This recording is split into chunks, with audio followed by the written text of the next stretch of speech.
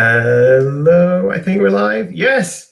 Hello, everybody, and welcome to Earth Live Lessons. And welcome to this particular Earth Live lesson, which is called Where in the Wild. Thank you so much for joining me today. So my name is Graham. If you recognize my face, it's probably because you know me, but you might recognize the company I work for. Edinburgh Science are the group that runs the Edinburgh Science Festival every year. And unfortunately, we're not going to be running a live science festival this year for obvious reasons, but we do have a lot of content online. It's called Elements of Ed Sci-Fest, and I will post a link in the description when the video is done.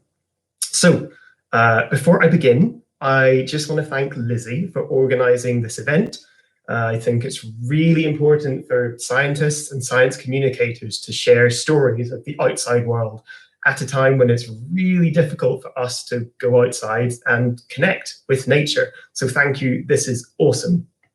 So a tiny bit about myself. I work for Edinburgh Science on the creative team, and I'm a full-time science communicator and events developer.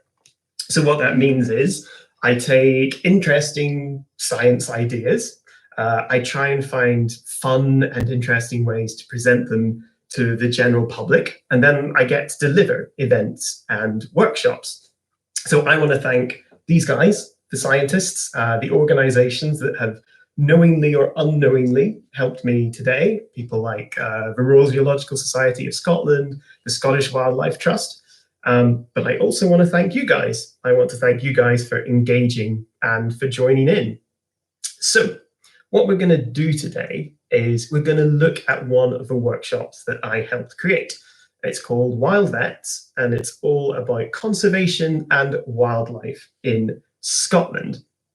Now, it was written for young people, but we've adapted it a little bit for today, and so hopefully there is something for everyone. But I do need you, no matter what your age, to use your imagination and help me with some questions. So we will be talking about some awesome science, but I'm also going to give you some activities that you can do at home after the talk.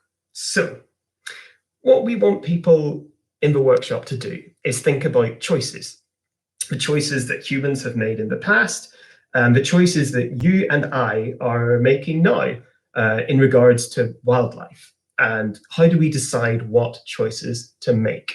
So I'm going to begin with a thought experiment, and I'm going to need your help, so get ready to type.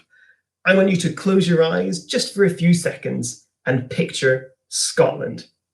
And when you've got that picture, I want you to tell me what you see. Now, you may know Scotland really well. You may live here, you may never have been to Scotland, but I'm sure some of you have an idea about what Scotland is like. I do imagine some of you are cold already, or maybe you put up your imaginary umbrella because Scotland has bad weather. I see Nessie, yeah, the Loch Ness monster. So maybe you're picturing our outdoors, our lochs and our mountains. Yeah, lochs, very good. But Scotland, I don't think many of you are picturing Scotland 4,000 years ago. Those are some good answers, but Scotland used to look really different. There used to be a big forest in Scotland called the Great Caledonian Forest, you have to say in a Scottish accent. And it had a lot of animals that lived there. So this forest, like other forests, are an example of an ecosystem. And an ecosystem is a biological community. So you guys now might live in some sort of social community, in a village or a town, a city, in the countryside. And an ecosystem is a bit like that. It's the forest, the plants, the animals that live there, but it's also the soil, the chemicals in the soil, the sunlight and the climate, and how these all work together to create a community. So when humans arrived in Scotland and they started making farms, they changed the ecosystem. They cut down some of these trees. And then when they built villages and towns and cities, they cut down even more. They changed the ecosystem a lot. And as a result, some of these animals didn't have a home. So they went extinct in Scotland. Now, humans are changing the world, are changing ecosystems all over the world, and all over the world, animals are going extinct. And when you take an animal away from an ecosystem, you change that ecosystem even more. So there is a movement to reintroduce animals in the UK and globally. So what reintroduce or reintroduction means is taking an animal that has disappeared from an area like Scotland and putting it back. Now, I wouldn't be telling you all this if we didn't have some reintroduction stories in Scotland, one of which is an animal in my book, my big animal book, and it is the beaver. Okay, so I'm going to need your help again. I want you to get ready to type, and I want you to tell me the first thing that you know about beavers. What do you know about the beaver? I want you to type it in the box. Certainly one of the first things I think of is their big teeth that are really amazing. Yeah, thanks, Catherine. We've got big teeth. Big teeth is really popular. Some people might know that they also cut down trees, that they build dams. Yes, thank you, Christian. Dams, big tail. Thanks, Laura. Awesome. So those are all really good answers. But one thing you might not know is that beavers are native to UK and Scotland. You will know if you watched an awesome beaver video yesterday that there are beavers back in the south of England, but you may not know that they are also native to Scotland. So that's because beavers are really well adapted to live in Scotland, and especially when there was lots more forest. Because in the forest, they find food and they find building material. And in the rivers and waterways through the forest, they can keep safe from predators and they can build their homes. Now, unfortunately, beavers died out in Scotland and the UK about 400 years ago because humans hunted them for meat, for fur, and even for medicine. Now, that's bad, not just because beavers are great, awesome animals, but they are also something called ecosystem engineers. Okay? So that means basically that beavers are really important in the places or the ecosystems where they live. They're important to that ecosystem and the other species you find there. Now, there's a few reasons for this, but one of them is that they build dams. Now, imagine my chair is a dam. So if you've got a fast flowing river, when it hits a dam, the water slows down a lot.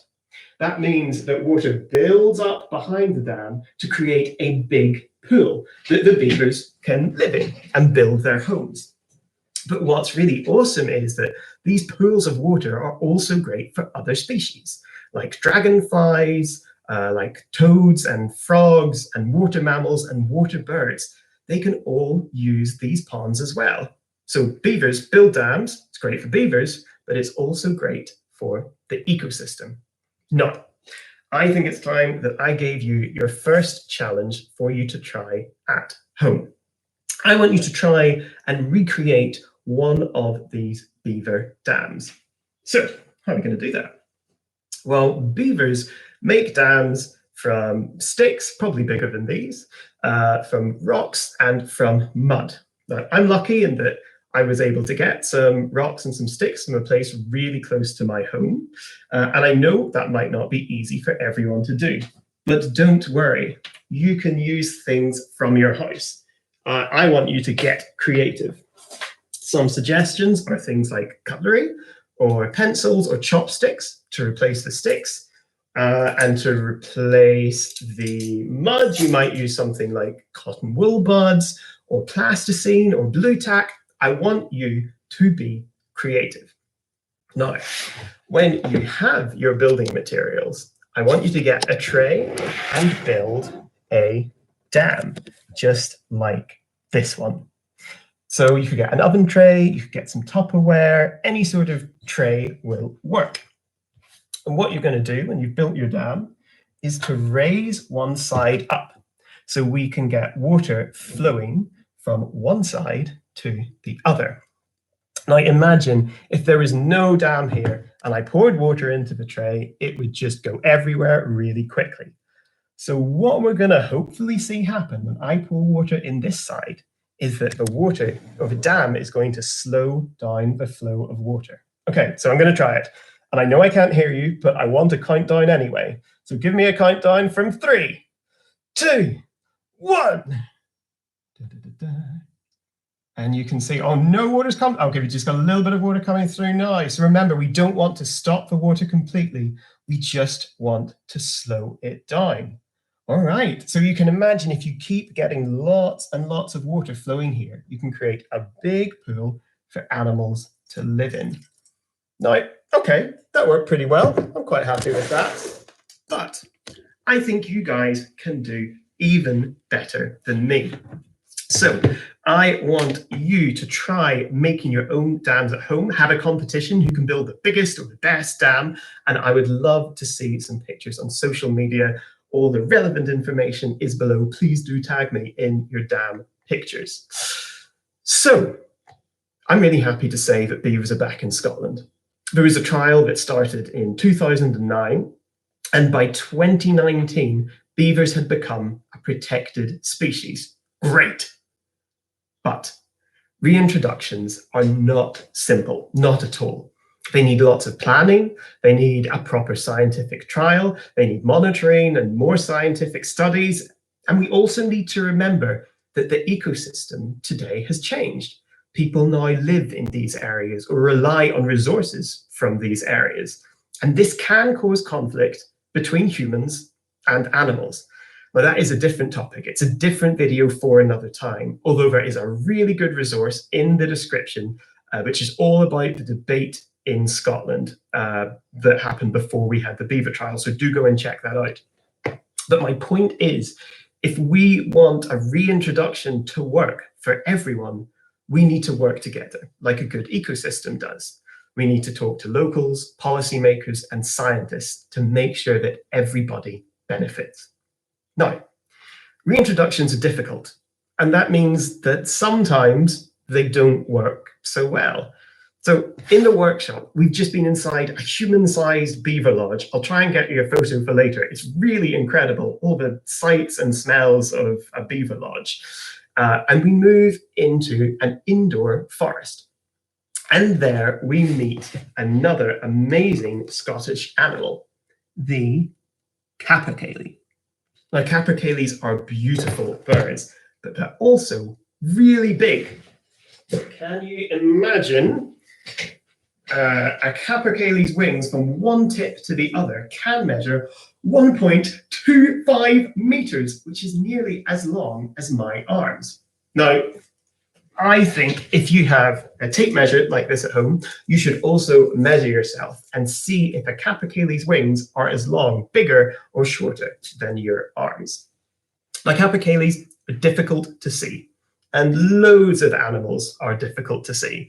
So in the workshop, we asked participants to look for signs that a capercaillie has been in our forest. Now, if you have any idea what sort of signs we might hide for the participants to find, I want you to stick them down in the chat. We have lots of signs that tell us that an animal has been in an area. See if anything's coming through with the delay. Catherine, you've hit the nail on the head. So we do hide things like food, we hide feathers, but Catherine, well done. We also hide a little bit of capercaillie poo. So now we can't recreate this at home, I'm afraid. I don't want you to hide capercaillie food and capercaillie poo all around the place. But I did have another idea of an activity you might like to try. Sorry, I should have told you. This is actually edible capercaillie poo. Don't worry, it's not real. Now, it sounds a little bit weird, but poo is a good way to learn about animals. You can tell what an animal eats from its poo. So I've decided to twist this a little bit for the next activity. I want you guys to get creative. I created a basic recipe for edible animal poo, which you will find in the description. And then what I did was look at what a capercaillie eats, and I tried to recreate its poo in edible form. So capercaillies eat berries, so I put some blueberries inside. They also eat shoots and leaves and pine needles, which I decided I probably wouldn't like. But I did stick a few walnuts and coconut in there to give it that extra planty crunch. So I want you guys to see if you can be even more inventive. Make capercaillie poo, or find out another animal, find out what it eats, and try and recreate it in poo form. Use the recipe below, and I know I'm going to regret this, but please do post me the results on social media. So, poo. I love saying poo. This is literally my job.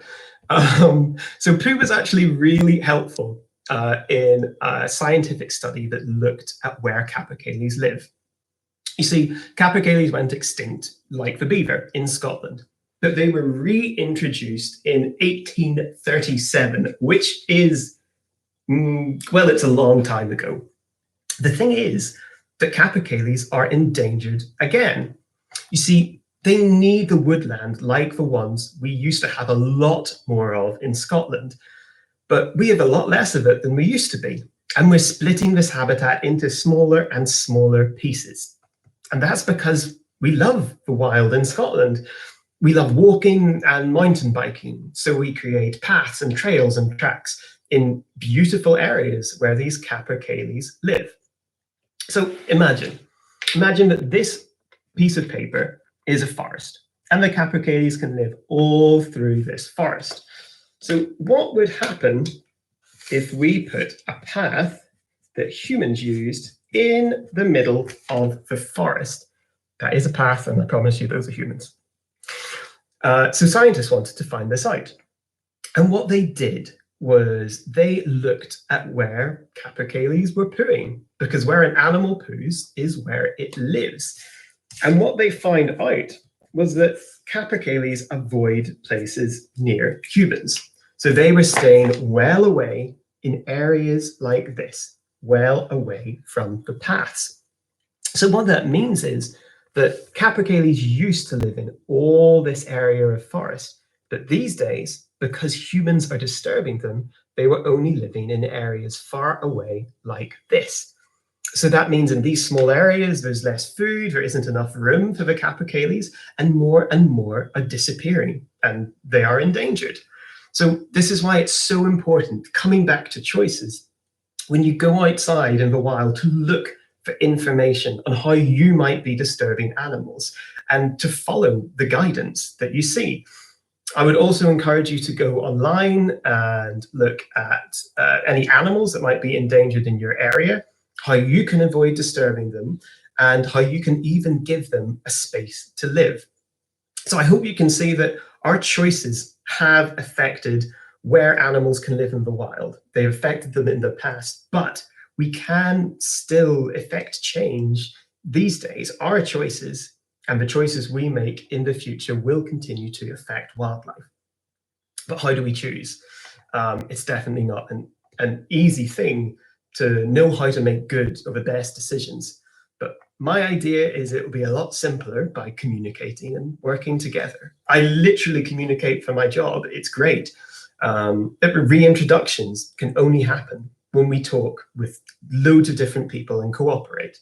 Today, in a public health crisis, we're only going to move forward by talking and collaborating. And it's the same thing when it comes to wildlife. We will make good choices by talking to people who've studied the topics, people who are affected by them, and people who are passionate about them. So I'm nearly out of time. If anyone has any questions, you can ask me on Twitter, or you can type them into the live chat. I will try and answer any that I see now. While I'm looking, do please check out the social media links below. And I don't think I see any questions. Thank you all for taking part, by the way. So I'll have a look to see if any more come up, but basically I want to thank Lizzie again. She's been absolutely wonderful. Do check out Edinburgh Science, the festival, in the links below. Oh my goodness, a couple of questions coming in. What would I put in beaver poop? Catherine, I'm going to swing that question back around to you and say, what would you put in beaver poop? And post it to me on social media. The one thing I would say is not fish, because a lot of people think that beavers eat fish, but they're not. They're vegetarian. What's my favorite Scottish bird? I love a crested tit. Go and look up a crested tit if you don't know what it is. It's amazing. Do capercaillies live in groups or on their own? Capercaillies are amazing. They, I believe they're mostly solitary animals, but what they do is that males come together to perform for the females when they're ready to mate. It's called lecking. It's an amazing behavior. Do go check it out. Check it out. There's some amazing videos of it. And Amanda, what other animals might we bring back? Check out the example of the lynx. It could be the first predator we reintroduce into the UK. And there's some policy about that right now. Do go and check it out. I'm going to have to stop there. Any more questions, please do ask me on Twitter. Check out Edinburgh Science. Thank you, Lizzie, and check out all the other Earth Live lessons coming today. There's another great one about Antarctica coming at 2. And we have another day of Edinburgh Science content tomorrow at 12 o'clock. It's my colleague Laura, and she's going to be absolutely fabulous. Thank you very much, and I'll see you soon. Bye.